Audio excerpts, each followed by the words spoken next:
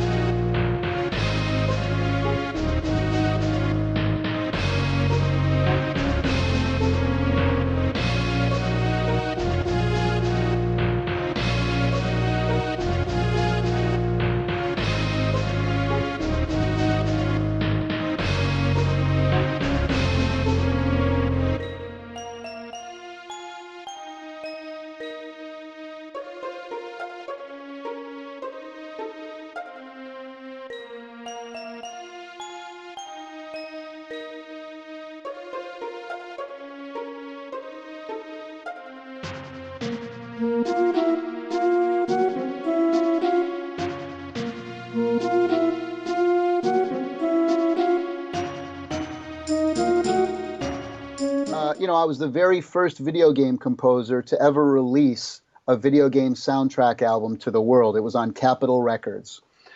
Everybody thought I was nuts. This was 1994. I was the first video game composer to ever put out a worldwide soundtrack album for video games, and it was on Capitol Records. I was the very first video game composer to ever put out an album worldwide on a major label, Capitol Records, and that was in 1994, Tommy Tallarico's Greatest Hits, Volume 1 on Capitol Records.